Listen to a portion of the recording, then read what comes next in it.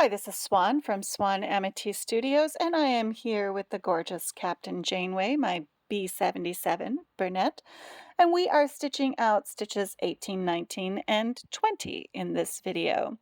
Let's go ahead and notice that we're starting with a stitch that begins its execution in the center of the foot. So we're watching our line go right up the middle, and we'll begin, lock in stitch, and we're off and running. Now this is a tiny one. It has a really short profile in terms of width. And I've really been wondering what it was going to do because on the display I can't quite get an idea of what it's supposed to look like. Now I've discovered that for the most part the stitches in the B-77 on the display look very, very similar to what they are going to be. And some of them I have just no question. But in this case, like just a few others, I've been a little uncertain as to what the end result will be. Let's take a look.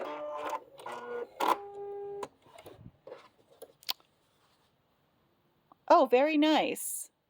Very tiny, but it kind of looks a little bit like a pulse on a heart monitor, just a little bit.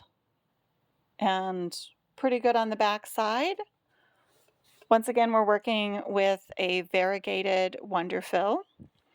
And we're going to say that this is stitch number 18, executes from the middle of the foot, or you could say C for center, just depends on what makes the most sense for you.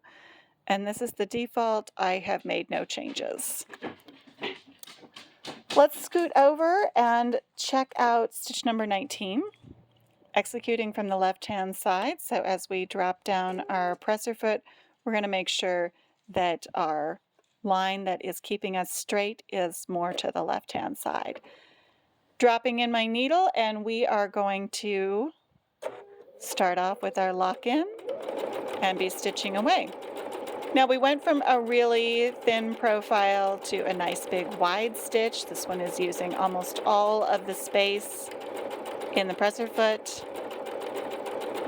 Every once in a while someone asks me which foot is the right foot, and of course your manual is for the most part going to tell you exactly what foot is the right foot, but I like to choose for all of my decorative stitches the widest possible opening in my foot, and if I have the option to have a clear front on the foot, I really think that's useful. I can watch things go right into the foot space, can see more of where I'm going, and it keeps me aligned more comfortably. There is our stitch. It's a nice big wide stitch. Looks very good, and it has kind of a more emphatic little baseline on it than some of the similar stitches. That looks really great. The back, I'm noticing a little tension pull here, so it makes me think that this would be this would be a stitch that's more suited to a thicker fabric or a stronger fiber, and maybe even would do well with a slightly lighter weight thread. So let's take a look at that one. We're going to go ahead and mark that as number 19. And executes from the left-hand side. This is the default. I'm going to say I'd like to try that with both a lighter weight thread and a heavier weight thread. So maybe a 60 weight, but also a 40 weight, and just see which one does better. Okay, we're going to finish off this one with stitch number 20. This one on the display, I think is going to have that same hard line, but this time it's going to execute starting from the right-hand side. And it looks like it still should expect that hard line to be over to the left. Let's see what happens. I'm going to bring my presser foot down. I notice my needle is starting from the right-hand side. We'll make note of that. We've got our lock-in stitch, and away we go. This one is another big wide stitch, taking up the whole space in the presser foot and executing very smoothly. I expect we might have some of the same tension concerns on the back side. I'm going to be interested to see that. But it seems like it's really easy to keep track of. We're just letting that go right through all the way to the end. Let's break that off.